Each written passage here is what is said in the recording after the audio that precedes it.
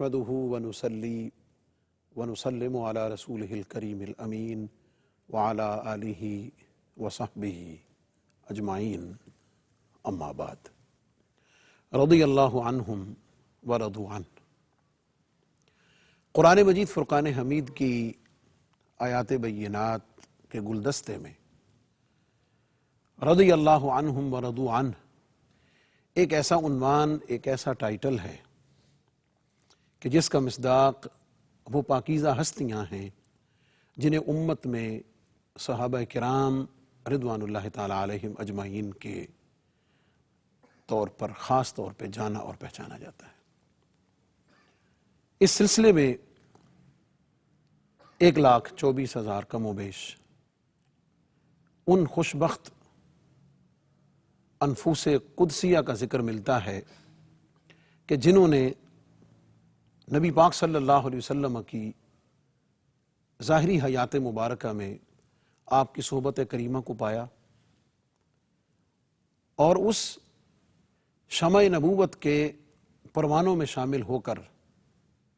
اپنا تن من دھن سب کچھ اپنے آقا کریم صلی اللہ علیہ وسلم پر نثار اور قربان کر دیا۔ نبی علیہ الصلوۃ والسلام کے صحابہ کرام میں سے ہر ایک کی حیات مبارکہ محبت میں، وفا میں، عشق میں، خدمت میں، وفاداری میں، جانثاری میں اور نبی کریم علیہ الصلوۃ والسلام کے دامان کرم سے وابستہ ہونے میں اپنی ایک منفرد، اپنی ایک الگ شان رکھتی ہے۔ اس گلدستے اور نبی پاک علیہ الصلوۃ والسلام کے غلاموں کے اس چمنستان میں ایک چمکتا دمکتا پھول، ایک ایسی ہستی کہ جسے سلمان الخیر، سلمان الفارسی رضی اللہ تعالی عنہ کے نام سے یاد کیا جاتا ہے۔ آپ کے اختصاصات اور امتیازات کا اگر ہم ذکر کریں تو یوں تو حضرت بلال حبشی ہوں، حضرت عمار ابن یاسر ہوں، حضرت صہیب رومی ہوں یا حضرت سیدنا سلمان فارسی رضی اللہ تعالی عنہ ہوں، ان کی جانثاریوں اور اسلام کے لیے ان کی مشقتوں کی داستان اور واقعات ایمان اور ایقان کے لیے ایک عجب مضبوطی اور ثبات کا سبب بنتے ہیں۔ لیکن حضرت سلمان فارسی رضی اللہ تعالی عنہ اپنے قبول اسلام میں اور نبی علیہ الصلوۃ والسلام کی بارگاہ تک پہنچنے میں اور اس شمع نبوت اور رسالت کے پروانوں کی فہرست میں شامل ہونے میں ایک ایسے منفرد صحابی ہیں کہ جنہوں نے اس بارگاہ تک پہنچنے کا سفر جس مشقت کے ساتھ اور جن حالات اور ادوار کے ساتھ طے کیا ہے وہ غلامان مصطفیٰ صلی اللہ علیہ وسلم کی اس باب میں ایک منفرد اضافہ ہے اور منفرد تاریخ ہے۔ حضرت سلمان فارسی ایران کے شہر اصفہان کے رہنے والے، ماں باپ کے اکلوتے اور اپنے باپ کے اس مشرکانہ دین آتش پرستی پر اکلوتا ہونے کی وجہ سے باپ اتنی محبت بھی کرتا ہے اور اتنی نگرانی بھی کرتا ہے کہ لڑکیوں سے زیادہ حفاظت کرتا ہے اور اپنی نظر سے ایک لمحے کے لیے اوجھل نہیں ہونے دیتا۔ حضرت سلمان فارسی کو مجوسیت کی پوری تعلیم دیتا ہے۔ ایک دن کو زمینوں کی خبرگیری کے لیے باپ نے گھر سے باہر بھیجا، راستے سے گزرتے ہوئے عیسائیوں کے کلیسا کے پاس سے گزرتے ہوئے ان کی عبادت و ریاضت اور مناجات سنی اور دیکھی، اس میں اتنے گم ہوئے کہ سارا دن وہیں بیٹھے رہے۔ شام کو واپس آ کر جب باپ کو ذکر کیا، باپ کو خدشہ ہوا کہ یہ کہیں مجوسیت سے برگشتہ نہ ہو، زنجیروں سے جکڑ کے گھر بٹھا دیا۔ آپ حضرت سلمان فارسی کے ایمان کے سفر کے ان منازل اور مراتب پہ مرحلہ وار غور کرتے جائیے۔ لوہے کی بیڑیوں میں جکڑا ہوا جوان حق کی تلاش میں اپنا سفر شروع کرتا ہے اور شام کے کلیساؤں میں قافلے کے ساتھ مل کر جا پہنچتا ہے، اور یکے بعد دیگرے بغیر تفصیل میں جائے حضرت سلمان فارسی، اور اس کو حضرت ابن عباس رضی اللہ تعالیٰ عنہ نے روایت فرمایا ہے کہ حضرت سلمان فارسی یکے بعد دیگرے مختلف علاقوں اور مختلف جگہوں سے یہ ایمان کی طرف بڑھنے کا سفر طے کرتے ہوئے موصل پہنچتے ہیں۔ موصل کے بعد نصیبین پہنچتے ہیں، نصیبین کے بعد اموریہ آتے ہیں، اور اموریہ پہنچنے کے بعد اس آخری پادری سے جب ملاقات ہوتی ہے اور ہر ایک مرنے کے وقت اگلی جگہ کی نشاندہی کرتا ہے، اموریہ جب پہنچتے ہیں حضرت سلمان فارسی رضی اللہ تعالیٰ عنہ، تو آپ پوچھتے ہیں اس پادری سے کہ اب مجھے بتاؤ کہ میں اب کدھر جاؤں؟ تو اموریہ کا راہب حضرت سلمان فارسی رضی اللہ تعالیٰ عنہ کو یہ کہتا ہے کہ اب آخری پیغمبر محمد صلی اللہ علیہ وسلم آپ کی بعثت کا زمانہ قریب ہے، اور دو باتیں بتاتا ہے۔ ایک، حضرت نبی کریم علیہ الصلوۃ والسلام کی نبوت اور حضور کے نبی ہونے کی علامات کا ذکر کرتا ہے، اور دوسرا اس نخلستان کا ذکر کرتا ہے جو دو جلے ہوئے پہاڑوں کے درمیان میں ہے، مراد مدینہ المنورہ ہے۔ حضرت سلمان فارسی رضی اللہ تعالیٰ عنہ کو جو دو نشانیاں پتہ چلتی ہیں کہ ایک تو یہ کہ آپ صدقہ نہیں کھاتے اور ہدیہ کو آپ قبول فرماتے ہیں، اور آپ کے دونوں کندھوں کے درمیان میں مہر نبوت ہے، جگہ کی نشاندہی ہوتی ہے۔ بنو کلب کے تاجروں کے ساتھ سفر کا مزید آغاز ہوتا ہے نبی پاک علیہ الصلوۃ والسلام کی بارگاہ تک پہنچنے کا۔ وہ وادی قرا میں لا کر ایک یہودی کے ہاتھ فروخت کر دیتے ہیں۔ وہ یہودی مدینہ المنورہ کے ایک یہودی کے ہاتھ میں فروخت کرتا ہے۔ قریہ بقریہ، کو بکو یہ سفر طے کرتے ہوئے بالآخر مدینہ المنورہ پہنچ جاتے ہیں۔ اب وہاں پہ نبی آخر الزمان صلی اللہ علیہ وسلم آپ کا انتظار ہے اس غلام کو جسے اللہ رب العزت نے ازل سے نبی پاک علیہ السلام کی محبت کے لیے، حضور علیہ السلام کے عشق کے لیے، اور اس صحابہ اعظام کے عظیم جماعت میں شامل ہونے کے اعزاز کے لیے منتخب فرما رکھا تھا۔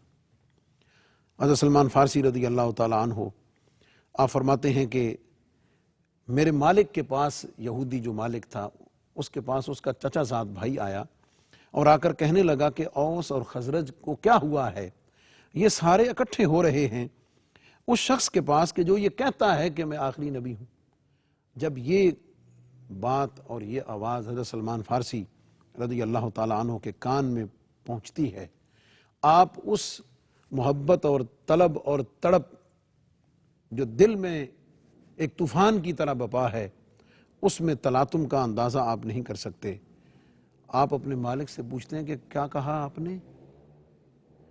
جب مالک سے پوچھا تو اس نے جھڑک بھی دیا، اور سلمان فارسی فرماتے ہیں کہ مجھے اس نے زور سے دھکا بھی دیا اور کہا کہ اپنا کام کرو، تمہیں اس بارے میں کیا ہے؟ آپ فرماتے ہیں کہ میرے کان تک آواز تو پہنچ گئی کہ نبی آخر الزمان مدینہ منورہ میں تشریف لا چکے ہیں۔ آپ فرماتے ہیں شام کے وقت میں نے کو کھانے کی چیز لی جو صدقہ کی تھی، لے کر نبی پاک علیہ الصلوۃ والسلام کی خدمت میں حاضر ہوا اور عرض کی کہ مجھے پتہ چلا ہے کہ آپ نیک لوگ ہیں، آپ کے ساتھ کچھ مسافر ہیں، یہ میری طرف سے صدقہ کا کچھ کھانا ہے، آپ اسے قبول فرما لیں اور آپ اپنے ساتھیوں کو بھی کھلا دیں۔ نبی کریم صلی اللہ علیہ وسلم نے اپنا دست کرم اس صدقہ کے طعام سے روک لیا اور صحابہ کو فرمایا کہ تم کھا لو۔ جب یہ پہلی بات پوری ہوئی، حضرت سلمان فارسی رضی اللہ تعالیٰ عنہ فرماتے ہیں کہ میں نے دل میں اطمینان اور سکون محسوس کیا کہ ایک نشانی تو پوری ہوگی کہ آپ صدقہ نہیں کھاتے۔ آپ فرماتے ہیں کچھ دن کے بعد پھر میں حضور علیہ السلام کی خدمت میں حاضر ہوا اور جا کر عرض کی یا رسول اللہ صلی اللہ علیہ وسلم، آپ کی خدمت میں جا کے عرض کی کہ آپ صدقہ نہیں کھاتے، یہ میں کچھ آپ کی خدمت میں بطور ہدیہ لایا ہوں، بطور تحفہ لایا ہوں۔ سلمان فارسی فرماتے ہیں کہ رسول کریم صلی اللہ علیہ وسلم نے خود بھی تناول فرمایا اور اپنے غلام صحابہ کو بھی حضور علیہ السلام نے کھلایا۔ فرماتے ہیں یہ نشانی مکمل ہو گئی، اور اب اس کے بعد دن گزرتے گئے، غلامی میں ایک سے ایک دن گزرتا چلا گیا، یہودی کی غلامی میں تجسس میں رہے کہ اس اموریہ کے راہب نے جو آخری نشانی ساتھ یہ بتائی تھی کہ حضور کے دونوں کندھوں کے درمیان میں مہر نبوت ہے، بس اس کی تلاش میں حضور علیہ السلام کی خدمت میں حاضر ہوا تو آپ بقی شریف میں اپنے غلام کے جنازے کے لیے تشریف لائے ہوئے تھے۔ آپ فرماتے ہیں کہ میں پیچھے مڑا کہ میں حضور علیہ السلام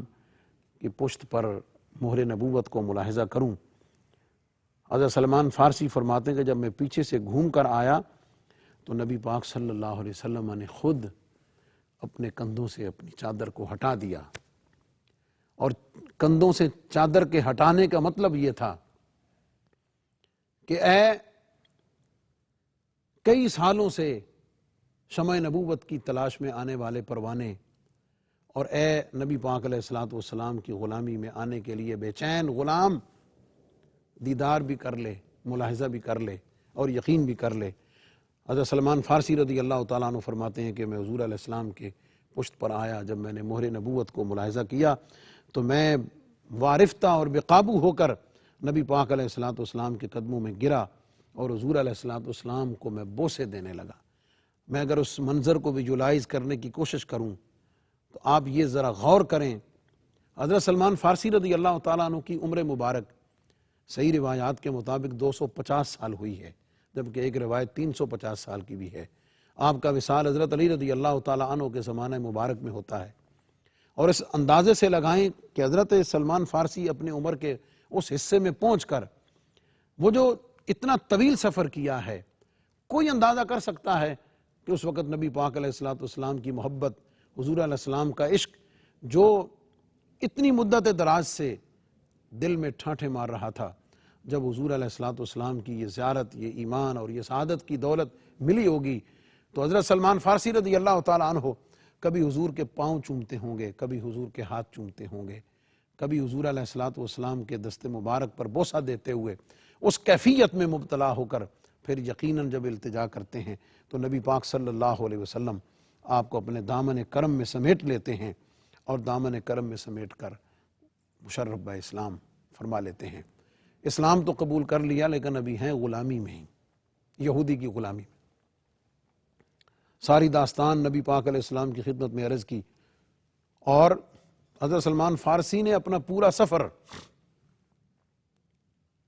جو اصفہان سے شروع کیا تھا حضور علیہ السلام کے قدموں تک آنے کا، وہ تمام صحابہ کو بیان فرمایا۔ نبی کریم صلی اللہ علیہ وسلم کی غلامی میں آنے کے بعد آپ فرماتے چونکہ میں یہودی کے پاس تھا اس لیے میں غزوہ بدر اور احد میں شریک نہ ہو سکا۔ ایک دن نبی پاک علیہ الصلوۃ والسلام نے مجھے فرمایا کہ اے سلمان، اپنے یہودی مالک کے ساتھ مکاتبت کر لو۔ مکاتبت یہ ہے کہ کوئی رقم کو چیز طے کر لو کہ وہ تم ادا کر دو گے تو تمہارا مالک یہودی تمہیں آزاد کر دے گا۔ اللہ اکبر۔ حضرت سلمان فارسی فرماتے ہیں کہ میں نے اپنے مالک کے ساتھ مکاتبت کی، اس نے شرط ایک تو یہ رکھی کہ سلمان 300 کھجوروں کے درخت تو لگائے جب وہ سبز ہو جائیں، دوسری شرط یہ کہ 40 اوقیہ چاندی، اور آج کے حساب سے میں نے اس کو پورا کیلکولیٹ کیا گرامز میں تو وہ 1200 گرام چاندی۔ آپ نے فرمایا کہ وہ تم اگر مجھے دے دو تو میں تمہیں آزاد کر دوں گا۔ اللہ اکبر۔ بظاہر یہ شرط اس عسر کے زمانے میں اور اس تنگی کے زمانے میں پوری ہوتی نظر نہیں آتی، لیکن اللہ اکبر جب آ کر نبی پاک علیہ الصلوۃ والسلام کی خدمت میں عرض کی، حضور نے فرمایا آئینوا اخاکم، اپنے بھائی کی مدد کرو، اس کے ساتھ تعاون کرو۔ صحابہ اعظام دیوانہ وار دوڑے اور وہ درخت پورے کرنا شروع کر دیے۔ حضرت سلمان فارسی فرماتے ہیں کسی صحابی نے 15 درخت دیے، کسی نے 10 دیے، کسی نے 4 دیے، کسی نے 5 دیے، یہاں تک کہ 300 کھجوروں کے درخت پودے جمع ہو گئے۔ نبی پاک علیہ السلام نے فرمایا جاؤ سلمان، جا کر 300 گڑھے کھودو۔ حضرت سلمان فارسی رضی اللہ تعالیٰ عنہ فرماتے ہیں کہ میں گڑھے کھودنے گیا، حضور کے تمام باقی صحابہ نے میرے ساتھ دیا، میرے ساتھ تعاون فرمایا، اور مل کر ہم نے وہ گڑھے کھودے۔ اور گڑھے کھودنے کے بعد نبی پاک علیہ السلام نے فرمایا کہ جب گڑھے کھود لیے جائیں تو مجھے بلا لینا۔ حضور علیہ السلام کی خدمت میں جا کر عرض کیا رسول اللہ صلی اللہ علیہ وسلم، گڑھے کھود دیے ہیں اور اب پودے لگانے کے لیے جگہ تیار ہے۔ نبی کریم صلی اللہ علیہ وسلم، اللہ اکبر، اس شان کریمی پر اور اس شان عطا پہ قربان جائیں، نبی کریم صلی اللہ علیہ وسلم نے اپنے دست مبارک سے وہ 300 کھجور کے درخت خود لگائے۔ حضرت سلمان فارسی رضی اللہ تعالیٰ عنہ فرماتے ہیں والذی نفس سلمان بیدہ ما ماتت منہا ودیۃ واحدۃ، ماتے وہ 300 کا 300 درخت پورے کا پورا، ان میں سے کوئی ایک مرجھایا نہیں ہے اور تمام کے تمام بڑھے، اور تمام کے تمام نبی پاک صلی اللہ علیہ وسلم کے دست مبارک کی برکت سے سب کے تمام ہرے ہو گئے۔ فرماتے ہیں جب یہ ایک شرط پوری ہوگی، اب 40 اوقیہ چاندی کا معاملہ میرے ذمہ تھا۔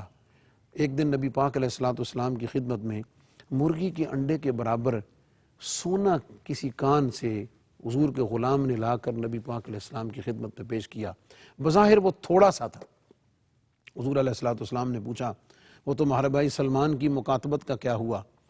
عرض کی یا رسول اللہ صلی اللہ علیہ وسلم، پیش کیے گئے۔ حضرت سلمان فارسی حضور کی خدمت میں حاضر ہوتے ہیں۔ نبی پاک علیہ الصلوۃ والسلام نے وہ سونا حضرت سلمان فارسی کو عطا فرمایا اور فرمایا کہ جاؤ، جا کر اپنے مالک یہودی کو یہ ادا کر دو۔ حضرت سلمان فارسی فرماتے ہیں یا رسول اللہ صلی اللہ علیہ وسلم، وہ 1200 گرام 40 اوقیہ چاندی ہے، یہ تو بظاہر اس کے بالکل برابر نہیں ہے۔ نبی پاک صلی اللہ علیہ وسلم نے فرمایا خذھا فإن اللہ سیؤدی بہا عنک، فرمایا یہ تجھے قلیل نظر آتا ہے، اور زبان حال میں حضور نے ارشاد فرمایا کہ اے سلمان یہ تمہیں تھوڑا نظر آتا ہے، لیکن جب اسے تم میزان میں رکھو گے تمہاری زر مکاتبت کے لیے یہ کافی ہوگا۔ لے کر اپنے مالک کی خدمت میں گئے، اور اس کے بعد جب وہ سونا مالک کو دیا تو سلمان فارسی رضی اللہ تعالیٰ عنہ فرماتے ہیں کہ پورے کا پورا جتنا زر مکاتبت 40 اوقیہ چاندی مقرر تھا وہ بالکل اس کے وزن کے برابر ادا ہوا۔ اور وہ دن پھر حضرت سلمان فارسی رضی اللہ تعالیٰ عنہ آپ کی زندگی کا یادگار دن تھا۔ اور یہاں پر ایک توجہ طلب بات یہ ہے کہ سچ تو یہ ہے کہ دیکھنے والے یہ سمجھ رہے تھے کہ زر مکاتبت دے کر حضرت سلمان فارسی آزاد ہو رہے ہیں، لیکن سچ تو یہ ہے کہ وہ نبی پاک علیہ الصلوۃ والسلام کی غلامی میں آ رہے تھے۔ اللہ اکبر، یہ کیسی غلامی ہے! حضور علیہ السلام کے دامن کرم سے وابستہ ہونا یہ کیسا اعزاز ہے، اور یہ کیسی غلامی ہے کہ انسان اپنی آزادی کو قربان کرتا ہے، اور آزاد رہتے ہوئے بھی، آزاد سمجھتے ہوئے بھی نبی پاک صلی اللہ علیہ وسلم کے قدموں میں حاضر ہو کر غلامی کے دامن سے وابستہ ہو کر حضور کا غلام بننا اپنے لیے اعزاز سمجھتا ہے۔ حضرت سلمان فارسی رضی اللہ تعالیٰ عنہ پھر حضور کی خدمت میں کیسے پیش ہوئے؟ ایسے پیش ہوئے کہ حضرت عائشہ رضی اللہ تعالیٰ عنہ فرماتی ہیں کہ حضرت سلمان فارسی کا زیادہ تر وقت حضور کی خدمت میں گزرتا تھا، اور رات کے وقت جب حضور کی خدمت میں بیٹھتے تھے سب سے زیادہ سلمان فارسی حضور کی خدمت میں ہوتے تھے، اور ہمیں خدشہ ہوتا تھا کہیں ایسا نہ ہو کہ ہماری پوری باری سلمان فارسی لے جائے۔ یہ حضور علیہ الصلوۃ والسلام سے محبت، وفا، اور پھر وفا کے دامن میں آئے، پھر حضور کی پوری زندگی، پھر جناب صدیق اکبر، پھر جناب عمر فاروق،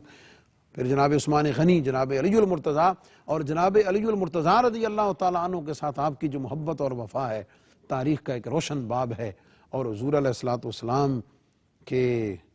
غلاموں میں حضرت سلمان فارسی رضی اللہ تعالیٰ عنہ محبت کی، وفا کی، عشق کی، وارفتگی کی ایک ایسی زندہ و تابندہ مثال ہیں کہ جو رہتی دنیا تک اپنی نورانی شمع سے قیامت تک آنے والے مسلمانوں کو اپنے نور ہدایت سے منور کرتے رہیں گے۔ اللہ رب العزت کی بارگاہ میں دعا ہے کہ اللہ تعالی ہمیں ان کی غلامی عطا فرمائے اور ان کے مبارک اسوہ پر عمل کر کے دارین کی سعادتوں سے مالا مال فرمائے۔ وآخر دعوانا الحمدللہ رب العالمین۔